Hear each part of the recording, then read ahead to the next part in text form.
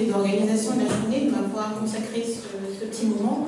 On va surtout parler je dirais, de la définition, de la compréhension que nous avons de la prévention et de la progression de la maladie rénale chronique, ainsi que les nouvelles molécules dites de néphroprotection.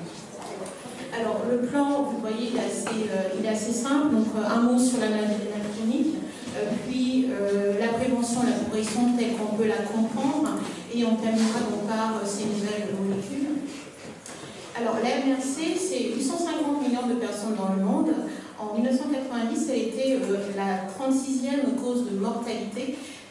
En 2019, elle passe à la 7e position et les données sont quand même assez alarmantes puisque d'ici 2040, on estime qu'elle sera responsable de la 5e cause de mortalité dans le monde. Donc un sujet qui nous touche particulièrement. Et voilà, les chiffres de l'assurance maladie sont assez, alarmants. 4 milliards d'euros par an pour la prise en charge des patients en dialyse ou en transplantation rénale. Donc il y a un groupe de travail notamment qui mêle médecins, infirmiers, patients pour essayer de trouver quelles sont les stratégies pour mieux prévenir, pour mieux prendre en charge donc, les malades et du coup générer des économies. Alors, il faut savoir qu'il n'y a pas une, mais plusieurs maladies rénales chroniques. On a des maladies rénales primitives et des maladies rénales secondaires, finalement, sur lesquelles on peut agir. Là, j'ai mis un exemple de la polykystose rénale comme étant un petit peu la maladie, on va dire, classique, chronique, génétique, sur lequel on ne pourra malheureusement rien faire à part accompagner effectivement nos patients et mieux les prendre en charge sur le plan de la néphroprotection. Mais il est fort quand même de rappeler que la maladie rénale chronique évolue souvent après une atteinte rénale aiguë qui doit être effectivement bien prise en charge. Si on ne prend pas en charge correctement le patient au stade aigu, on peut avoir une évolution vers soit la phase terminale d'emblée, soit en phase de maladie rénale chronique. Et ces phases en fait, d'acutisation sont très à risque pour le malade qui peut évoluer plus rapidement vers la phase terminale. Alors, j'ai l'habitude de dire que je travaille sur 2 pays avec des malades beaucoup plus jeunes en dialyse, notamment au Cameroun, on va un petit peu y venir, mais quand on regarde quand même les données reins en Europe, on va le voir, les patients sont quand même assez jeunes. On a quand même 48% de nos malades en phase terminale qui ont moins de 65 ans. C'est des personnes qui ne devraient pas avoir une fonction rénale aussi altérée. Les hommes, on l'a aussi vu tout à l'heure, sont des forts progresseurs en termes de maladies rénales. Donc, on sait que la prévalence globale de la maladie rénale chronique est plus importante chez la femme, mais l'homme, en fait, va évoluer beaucoup plus rapidement vers les formes, en fait, terminales. C'est vraiment une cible prioritaire dans la prise en charge. Et vous voyez également que je parlais de maladies rénales secondaires. L'hypertension artérielle et le diabète sont responsables à toutes les deux quand même quasiment 50% de maladies qui conduisent à la dialyse. Donc c'est autant en fait de facteurs de risque modifiables sur lesquels il va falloir agir. Alors, en termes de définition, la maladie rénale chronique, c'est juste un rappel, vous allez voir, qui est très important, notamment dans les données de prévalence. Ce sont les anomalies structurelles ou fonctionnelles qui persistent pendant plus de 3 mois. Donc la présence d'une albuminurie, d'une anomalie d'un sédiment urinaire, des troubles ioniques sont également très importants à rechercher. Si vous avez des anomalies en histologie, en échographie ou un patient transplanté, il faut rappeler qu'il reste malade du rein. Donc des fois, nos malades n'ont pas souvent cette notion-là. Alors, le DFG inférieur à 60, il y a beaucoup de choses qui évoluent là-dessus. On va le voir, c'est rattaché effectivement à une mortalité beaucoup plus importante, quel que soit l'âge en fait des patients. Mais attention, il y a maintenant des groupes de travail qui disent le DFG à 60 pour tout le monde, on passe à côté de beaucoup de choses, on va en fait surestimer ou sous-estimer la maladie selon l'âge. Et c'est un cas qui va être amené à évoluer. Et on sait qu'on peut avoir une authentique maladie rénale sans altération de la fonction rénale. Vous voyez un petit peu ici, vous avez en fait des patients qui vont avoir une authentique maladie rénale, mais on n'a pas toujours le fameux DFG, mais ils ont pourtant une maladie rénale. Donc on a ce pot de couleur maintenant qui parle bien depuis plus de 6 ans en disant voilà, on a des patients qui sont à faible risque, un risque moyen, un risque sévère, mais attention dans la case verte, si vous avez un patient jeune qui va par exemple avoir un moins 30 ans, qui va avoir un DFG à, je sais pas moi, 80, ne dites pas, il est dans la case verte, j'ai encore du temps. Non, c'est des patients qu'il faut investiguer. Et par contre, les personnes âgées peuvent être à tort, en fait, taxées de malades rénaux. Alors, je dis ça pourquoi? Parce qu'on a beaucoup parlé ce matin de patients qui sont en dialyse et bilan prénal, mais ça ne représente que 5, quand on prend 5 patients pour 1000. Donc, les néphrologues, on a beaucoup de boulot, on a des patients qui sont en stade 1, en stade 2 et beaucoup en stade 3. C'est notamment un élément qui a été, si je pense, qui a motivé le travail notamment sur cette nouvelle molécule en disant mais finalement la plupart de nos patients sont là, il va falloir effectivement travailler pour leur éviter d'arriver en dialyse. Et tout en bas, je rappelle qu'il est important de connaître quelle est la définition prise en fait pour la maladie rénale chronique. Si vous ne prenez qu'un seul critère, le DFG inférieur à 60, vous avez une prévalence évaluée là à 8000 pour 100 000 habitants, et dès lors que vous vous rappelez qu'il y a la notion de temps, qu'il y a la notion qu'il faut faire un bilan urinaire, vous allez voir en fait que vous allez avoir une prévalence qui va être quasiment divisée par 10. Là. Donc c'est important de savoir quel est l'algorithme de départ pour ne pas parler de n'importe quoi. Alors, en termes de prévention, on va le voir, les choses ne sont pas aussi bien codifiées que le dépistage. Alors, le dépistage, on le sait, c'est le rein, on le sait, fabrique l'urine, donc il faut à la fois faire un bilan sanguin, donc avec une mesure standardisée de créatine, de cystatine C. Alors là, ils ont oublié de noter le DFG, mais je pense que tout le monde le sait, qu'il faut évaluer en routine dans le début de fluctuation glomérulaire, et bien évidemment faire des tests quantitatifs, donc albumine sur créatinine. Le dosage qualitatif n'est pas celui qui est recommandé, mais bien évidemment, si on n'a pas de possibilité de faire le dosage quantitatif, il faut faire la bonnette urinaire, mais attention aux faux négatifs, notamment dans la population diabétique. Et ce qui est quand même très important maintenant, c'est que le dépistage, on ne le fait pas à l'aveugle, il faut connaître la population. Quel est le risque individuel? Est-ce que vous avez du diabète, de l'hypertension, de maladies cardiovasculaires, de l'obésité, si on est au calme, j'allais vous dire VIH, de drépanocytose. Donc c'est important d'intégrer cette notion de facteur de risque lorsque vous faites un dépistage qui peut du coup être systématique, une fois par an quand on a un facteur de risque, on va le voir. Bien évidemment, c'est une maladie, on le sait, silencieuse, asymptomatique, mais attention, quand vous avez des œdèmes, de l'hypertension, il faut effectivement y penser. Alors, les infirmières sont beaucoup plus jeunes que nous, elles vont dire qu'elles ne sont pas concernées. Avant 30 ans, on estime qu'il n'y a pas d'altération de la fonction rénale, mais les reins font leur crise de la quarantaine et on perd à peu près 1 point chaque année, donc on perd 10 points tous les 10 ans. Et donc, c'est important à connaître parce que c'est un petit peu le schéma évolutif, on va dire physiologique. Et on va voir que malheureusement, nos patients vont avoir en fait un déclin rénal beaucoup plus progressif. Alors, je ne sais pas qui fait ces 40 ans cette année, mais il faudra penser effectivement à faire l'évaluation du bilan rénal. Alors, c'est pas moi qui le dis, mais ces diapositives, je la trouve très intéressante pour vous montrer qu'on n'a pas vraiment les mêmes populations. Vous voyez, 45 ans à plus de 100 ans, on a parlé d'un premier malade en dialyse en 5 à 30, mais en fait, la nature a bien fait les choses, parce que si vous voyez le DFG le plus bas, on sera à 50. Donc c'est pour montrer effectivement qu'on est dans un monde avec une comorbidité très importante, avec des patients qui vont avoir une altération vraiment très rapide en fait de la fonction rénale. Là, c'est des données quand même assez récentes, on le voit. Je dis, nos patients sont 48% moins de 65 ans. Vous voyez en fait le DFG qui devrait avoir quasiment 80. On s'est dit qu'il y a beaucoup à faire, notamment en termes de prévention. Est-ce qu'on a un déclin physiologique de la fonction rénale? Est-ce qu'on a un déclin du coup pathologique? Et dans la prévention, va donc concerner les patients où on observe déjà un rapide déclin de la fonction rénale. Et là, pour je rappelle encore, alors je dirais point pour 1900 m², parce que ça va être compliqué. Donc si vous perdez moins de 0,85 points par an, voilà, on est plutôt dans une phase, on va dire, correcte, les fameux moins 8 points sur 10 ans. Et si vous n'avez pas d'hypertension, de diabète, si vous n'avez jamais fumé, si vous n'avez pas de maladie cardiovasculaire, vous allez voir en fait une évolution qui est assez stable à moins 75 points. Et beaucoup de ces nouvelles molécules, notamment, vont vous mettre un peu à ce rythme-là dans la population malade. Alors, la prévention, on entend beaucoup de choses. Vous pouvez trouver de tout. On a effectivement 3 scores de prévention. Vous allez voir sur l'OMS, la prévention primaire. On vous dira voilà, que ce sont les actes qui visent à diminuer l'incidence dans le nombre de nouveaux cas d'une maladie dans une population donnée. La prévention secondaire qui va viser à diminuer la prévalence d'une maladie dans une population, donc à la stopper rapidement. Et la prévention tertiaire qui va là diminuer les complications, on va dire en fait, de la maladie. Et là, je vous mets en bas un petit peu le même groupe de travail, essayer un petit peu de réfléchir avec comment est-ce qu'on peut prévenir, mieux prendre en charge et bien sûr générer des économies. Et lorsque vous parlez de prévention secondaire, prévention tertiaire, on est toujours déjà en stade en fait de maladie. D'ailleurs, c'est la néphroprotection. Je vous prends un exemple. Si vous parlez de ça à un patient, nous on sait qu'en néphrologie, la néphroprotection, c'est l'ensemble des mesures qu'on va mettre en place pour éviter que le malade arrive en dialyse, en stade terminal. Mais le patient sort de la consultation en disant le docteur a dit que tout allait bien, il va protéger mes reins. Donc on parle beaucoup d'expérience patient, mais il y a une discordance, une dissonance, je dirais, entre ce que nous disons en termes de néphroprotection et ce que nos malades entendent.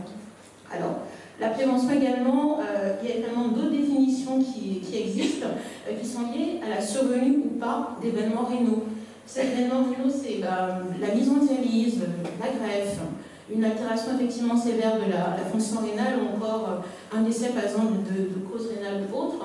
Mais vous voyez que là, c'est pas encore très clair. Et ici, je vous mettais un petit peu pourquoi ce fameux 60. Et vous voyez, en fait, les plus jeunes sont un petit peu les moins bien lotis parce que lorsqu'on va avoir une altération de la fonction rénale, vous allez voir qu'on a une mortalité beaucoup plus importante. Là, moins de 54 ans, là, moins de 65 ans. Et vous voyez, en fait, la mortalité, elle est beaucoup plus importante à des âges beaucoup plus avancés. Donc notre cible en fait de patient, c'est vraiment celle-là. Et on le voit, on va protéger le rein, on va protéger effectivement le cœur. Donc l'objectif justement, c'est de ramener, si on le peut, en fait, une fonction rénale résiduelle. Alors je ne peux pas faire de science-fiction en ramenant des néphrons, mais l'idée effectivement, c'est de ne pas en perdre. Alors du coup, depuis 2021, nous travaillons sur une approche qui va tenir compte un petit peu de l'expérience patient en consultation. Et donc, nous avons adopté en fait ce concept industriel qui s'appelle la Syndic. C'est un concept en fait d'un industriel français qui s'est dit voilà, je vais essayer de réfléchir sur les techniques, sur les sciences, voilà, pour étudier les risques. Après, c'était voilà, dans l'économie, dans pas mal d'autres disciplines, mais pas du tout en médecine, en se disant comment est-ce qu'on peut faire pour justement définir de nouvelles stratégies de prévention. Donc, c'est un petit travail que nous avons mené au départ au Cameroun, qui a été publié au mois d'avril, avec encore un autre écosystème, on va y venir parce qu'on peut l'extrapoler notamment ici. Vous allez voir là-bas, la créatinine par exemple est le seul élément qui va nous permettre d'évaluer la fonction rénale. On n'a pas d'estimation en routine du DFG et là vous avez en fait une variabilité énormément ici de la créatinine. Donc ça pose aussi un souci sur le plan diagnostic. Et je vous l'ai dit, le DFG effectivement est une notion qui est très importante. Donc il faut avoir en fait des données biologiques fiables de départ, connaître quel est notre type de population pour pouvoir avoir une stratégie de prévention beaucoup plus adaptée. Et donc là, vous avez vu, on parlait de ce fameux risque individuel. Donc bien évidemment, il y a maintenant des tests génétiques qui sont faits, même en transplantation rénale, voilà. Donc chez les donneurs, chez les receveurs, on enregistre notamment certains profils génétiques pour voir effectivement si des patients qui ont des profils peut-être plus à risque d'hypertension, de maladie rénale. Chez les enfants, on se rappelle la prématurité, les reins uniques congénitaux, les petits pas de naissance, ils sont à risque, donc il faut effectivement en tenir compte. Et toute la panoplie effectivement de facteurs de risque, je ne vais pas vous faire tout le listing, mais on connaît l'hypertension, le diabète et tout.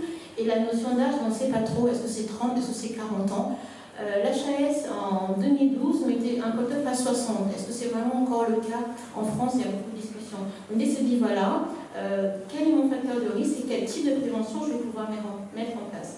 Alors du coup, nous proposons plutôt une définition de la prévention sur le profil des patients avec finalement 4 catégories. Vous allez avoir en fait une catégorie saine sur laquelle on appliquera la prévention dite primaire. Donc bien sûr, le dépistage a été fait. Donc on s'assure qu'il n'y a pas de facteur de risque, qu'il n'y a pas de maladie rénale aiguë, qu'il n'y a pas de maladie, on va dire, chronique. Dès lors que vous avez un facteur de risque, on est en prévention secondaire, donc c'est un groupe différent. Et là, prévention primaire et secondaire, on est en amont de la maladie rénale chronique. C'est encore une autre définition. Et dès lors que vous avez une maladie rénale chronique, donc authentique, vous êtes dans ce stade donc 1-4, donc non terminal. On applique du coup la prévention tertiaire où là on va intégrer la néphroprotection. Et en stade terminal, ce sera la dialyse et la transplantation rénale que nous appelons, la prévention quaternaire. C'est un petit peu sur le modèle de prise en charge des médecins généralistes pour les patients en phase terminale de cancer et tout ça. Finalement, depuis ce matin, on parle de prévention, même on ne le savait pas, mais la dialyse et la greffe font partie, en tout cas pour nous, de la prévention quaternaire. Donc c'est un modèle qui permet d'être un peu plus clair avec les patients et leur parler vraiment de prévention primaire et secondaire où ils ne vont pas se reconnaître dans la maladie, mais dès lors qu'on a une authentique maladie rénale chronique, vous voyez qu'on n'est plus du tout dans la même conception. Alors, la progression, bien évidemment, il faut tenir compte de la maladie. On a des maladies rénales qui vont évoluer alors même qu'on n'a pas de protéinurie, il faut le savoir, on l'a dit, le diabète, l'hypertension, la polycystose, les maladies qui sont notamment liées aux anti-inflammatoires non stéroïdiens, les uropathies obstructives. L'âge, effectivement, reste un facteur de risque, mais attention à ne pas over-diagnostiquer nos personnes âgées. Et en termes de... Il y a quand même beaucoup d'évolution aussi, parce que vous voyez, il y a une dizaine d'années, on demandait d'envoyer les malades en néphrologie au stade 4, au stade 5. Mais vous voyez, c'est très peu de malades. À ce stade-là, on ne pouvait pas faire grand-chose. Et la progression de la maladie rénale est définie en fait comme un déclin de plus de 5 points par an, ça reste encore le cas, ou un déclin de plus de 25% du DHG par rapport au DHG de base. Donc c'est important de contrôler l'hypertension artérielle, le fameux cut-off de 120 mmHg de mercure. Les cardiologues, ils viennent un peu, je ne sais pas si vous avez entendu les recommandations récentes, la pression artérielle élevée, maintenant c'est entre 130 et 140, la pression artérielle normale entre 120 et 130, je parle de la systolique. Bon, un petit peu en néphrologie, on est un petit peu déjà un peu plus avancé par rapport à ça, mais il faut y arriver. Donc, mieux la pression artérielle est contrôlée, moins on a une protéinurie également sévère, on va avoir notamment une meilleure, on va dire, un déclin voilà, de la fonction rénale qui est beaucoup moins important lorsque vous avez par exemple un syndrome néphrotique, donc il faut effectivement contrôler tout ça. Et on le voit, si vous avez un DHG de base entre 30 et 60 par exemple, vous allez avoir un risque d'évolution vers le stade terminal de 3 à 5% en 5 ans. Dès lors que le patient est entre 20 et 30, on passe à 10% en 2 ans, moins de 10 et 40% en 2 ans, le patient stade terminal. Et lorsqu'on nous dit attention, le néphrologue peut être vu entre 30% de DHG, on comprend qu'il y a vraiment un grand boulevard. Il va falloir effectivement faire beaucoup plus de travail que ça. Alors, l'HAS recommande, en tout cas, la prise en charge actuellement, vous savez, du coup, on n'est plus en stade classe 5, le stade 3B. Donc, tous les patients qui sont en DLG à 45, qui ont une maladie rénale chronique progressive, qui ont des complications, qui ont une pathologie, il faut d'emblée être suivi par le néphrologue. Et bien évidemment, le patient en soins primaires, il faut quand même une évaluation toujours par un néphrologue. Donc, il y a encore beaucoup de choses à faire pour que le néphrologue, à mon avis, puisse voir les patients un peu plus tôt qu'à ces stades-là. Alors, le topo d'après va parler de on va dire des moyens en pharmacologie, mais je voulais quand même, avant de parler des molécules, rappeler que c'est important d'associer en fait cette diététique, cette hygiène de vie aux médicaments, donc l'arrêt du tabac, les 150 minutes d'activité physique par semaine, la maîtrise du poids, c'est très important, l'éviction des néphrotoxiques, l'arrêt des IEC, des diurétiques, des sérotonines, on va même avoir des glyphosés dans le cadre de déshydratation, pardon, c'est très important. On a encore des collègues qui nous appellent et disent voilà, je vais faire un scanner avec injection, est-ce que je peux les dialyser? Puis après, non, ça ne se fait pas du tout. Et bien évidemment, toutes les mesures diététiques, je ne vais pas revenir là-dessus, mais c'est important, le pauvre en sel, le pauvre en sucre, le pauvre en graisse, l'hydratation optimale, 1,5 litre à 2 litres par jour pour tout le monde, c'est effectivement très très important. Donc c'est autant de mesures qui vont être associées aux médicaments qu'on va le voir, qui vont permettre justement de ralentir la progression de la maladie rénale chronique. Alors ces molécules, je vais rapidement en fait les citer. Vous savez qu'on a une batterie d'examens parce qu'on est aussi maintenant dans l'optique d'optimiser la prise en charge des malades rénaux chroniques en disant on a peut-être qui ne peuvent pas aller en dialyse, qui n'ont pas accepté à la greffe, on parle plus de traitement conservateur, mais en tout cas dans cette batterie en tout cas de molécules, on a toujours nos IEC, nos ARA2 qui vont réduire donc, le ralentissement de la progression de la maladie. Et de plus en plus, donc là, on a surtout, on va dire, 2 classes thérapeutiques. On fait la classe des glyphosines et les analogues, en fait, les antagonistes récepteurs du minéralocorticoïde dans la funérénole, qui vont montrer plutôt de bons résultats en termes de déclin. Et donc, depuis 2021 maintenant, ils sont vraiment rentrés dans l'arsenal thérapeutique. Voilà, c'est un peu ce que je mets ici. C'est 3 molécules qui ont été utilisées et qui ont montré effectivement de très bons résultats. Il y a un déclin qui est observé dans les 15 jours avec un DG qui baisse. On voit qu'à terme, en fait, on a un gain notamment en termes de fonction rénale. Et ce qui est bien, je vous ai montré là, le moins de 75 points par an, on arrive à le retrouver chez ces patients. En gros, ce sont des malades qui auront entre 1,25 et 75 de DLG et qui sont par contre tous aluminiumiques. Ce n'est pas une classe thérapeutique, une indication en cas de non-aluminiurie. Alors, là, simplement un petit peu pour rappeler, on a des mécanismes hémodynamiques, on a un effet antiprotéinurique parce que ce sont des molécules notamment qui vont agir contre l'inflammation, contre la fibrose, un petit peu en synergie, et c'est toujours en association avec les IEC ou ARA2 à forte dose. Et là, je vous mets un petit peu les similitudes, notamment avec la classe thérapeutique qui est la beaucoup plus utilisée, donc on aura Donc ces inhibiteurs du cotransporteur glucose sodium qui vont entraîner en fait une expression urinaire du glucose et du sodium et entraîner justement une diurèse osmotique. Donc on aura une diminution de la pression artérielle, une modification de l'hémodynamique intrarénale, une réduction de la pression intraglomérunaire, une chute initiale du DLG qui fait un peu peur, mais il faut continuer effectivement le traitement et voir. On a aussi un ralentissement du déclin, notamment du DLG, ASEN, effectivement très important. Et là, je n'ai pas le temps, voilà, il y a notamment des effets qui arrivent sur le testeur, et c'est des molécules qui ont un intérêt à la fois dans la population diabétique et non diabétique. Et là, par exemple, en seule différence que je pourrais citer un petit peu, c'est sur notamment l'hypercalémie entre nos classiques, le CRA2 et les glyphosines. Un petit mot notamment sur la finérinone aussi, donc là qui a aussi montré de bons résultats, mais c'est en combinaison des deux autres, hein, c'est pas un médicament à mettre en monothérapie, avec une bonne surveillance notamment de la calémie. Et pour le dernier, le semaglutide, pour l'instant, il a un petit peu de mal, je dirais, à trouver sa place dans l'arsenal thérapeutique, et surtout, on n'a pas full patience ou glyphosine, donc c'est un peu difficile de dire plutôt celui-là ou autre. En tout cas, il y a pas mal de choses qui ont évolué, et c'est peut-être aussi 2021, l'usage de ces molécules qui ont permis aussi de freiner un petit peu, je dirais, l'évolution de la maladie rénale chronique. Donc, les mesures diététiques sont très importantes. Je pense que l'hygiène de vie, l'activité physique, l'arrêt du tabac vont effectivement aider la nutrition 3 dans la prise en charge des patients. Donc oui, bien sûr, les inhibiteurs du système de...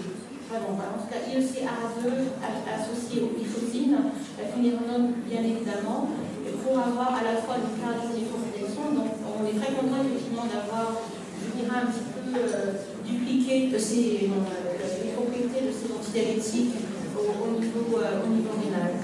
Donc pour terminer, je voulais vous rappeler qu'en termes de prévention, il faut déjà s'entendre un petit peu sur la définition du dépistage. Alors, le dépistage, pour moi, reste un petit peu le BABA. Et ce dépistage, donc bilan sanguin, bilan rénal et facteur de risque, c'est vraiment systématique, une fois par an.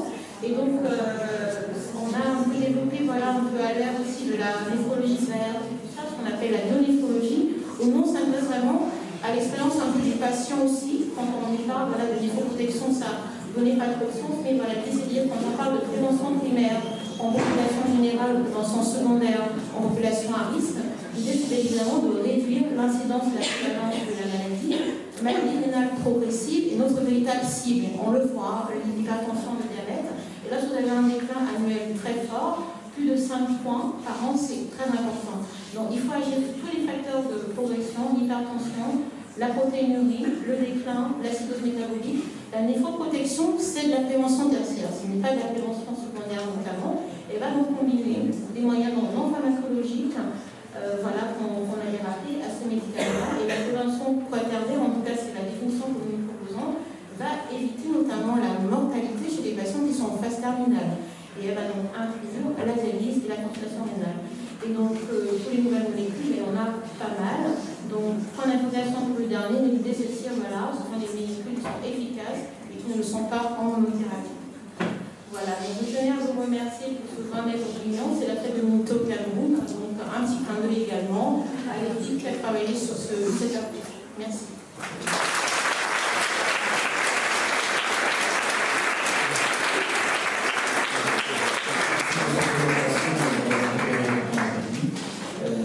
J'avais juste un commentaire, souvent c'est des populations exposées qui sont prises en charge également par d'autres confrères. Et également, il y a un message également à transmettre aux différents confrères, notamment les diabétologues et les cardiologues qui s'occupent de ces patients, et surtout le chef d'orchestre qui reste bien évidemment le médecin traitant, parce que vu le nombre de médicaments qu'ils prennent, on est obligé de... Donc, il y a un discours également à donner aux médecins traitants pour faire passer certaines choses qui sont asymptomatiques d'un point de vue néphrologique. Je ne sais pas si vous avez des questions dans la salle.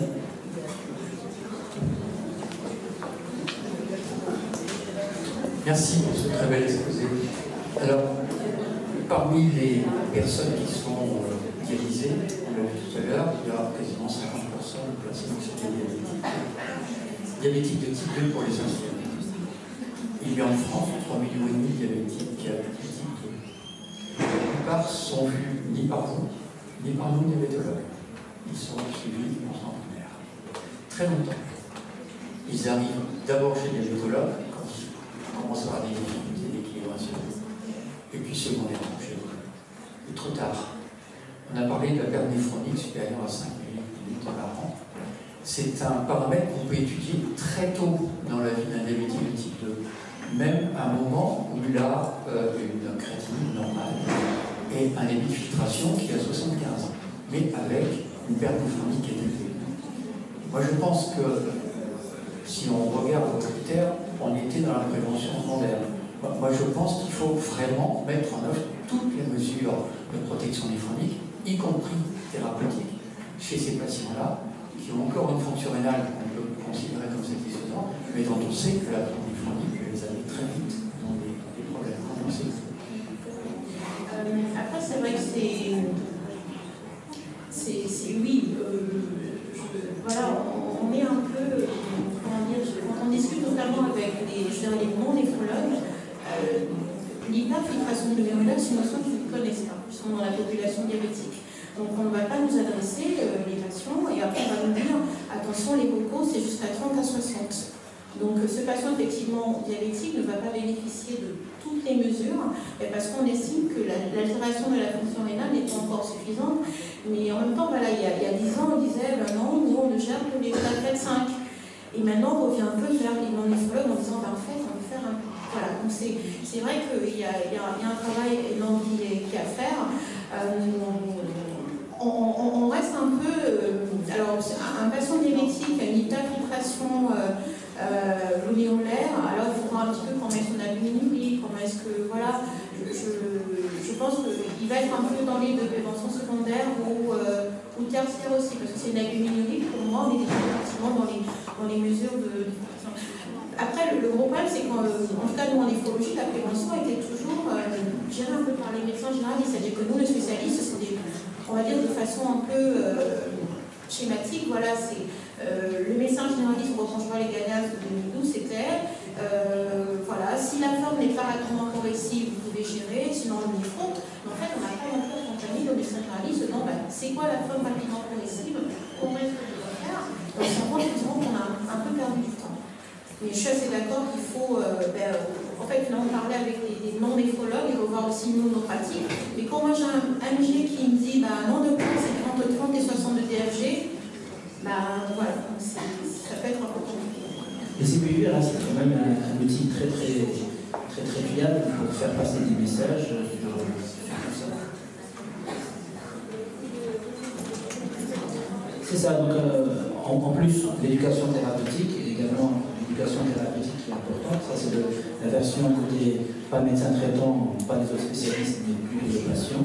Il encore faut-il que le patient soit axé. Et puis, comme je le dis, la néphropathie diabétique et la rétinopathie diabétique, pour rester que sur ce créneau-là, la rétinopathie diabétique, elle est symptomatique. Ça doit pousser le patient à aller chercher des solutions, alors que la néphropathie diabétique, ça reste asymptomatique. Le seul symptôme, il est biologique. Il n'est pas visible, c'est qui rend la chose un peu pénible. D'ailleurs, maintenant, je prends beaucoup de laboratoires, mais la courbe d'évolution du DFG dans les bilans biologiques, donc ça permet effectivement de suivre, d'avoir un peu plus d'antérité en. C'est ça. Mais tout dépend de nombre, en fait, ce qu'il est mis dans les laboratoires, en tout cas sur la Bourgogne, ils mettent sur une durée de 20 dosages. Donc, si le patient a eu beaucoup de dosage, ça ne va pas avoir effectivement la vitesse de progression de la maladie rénale chronique, qu'on peut ne pas voir de façon longitudinale, freine également des fois la perception de cette progression. Est-ce qu'il y a d'autres questions dans la salle? Encore une fois, merci.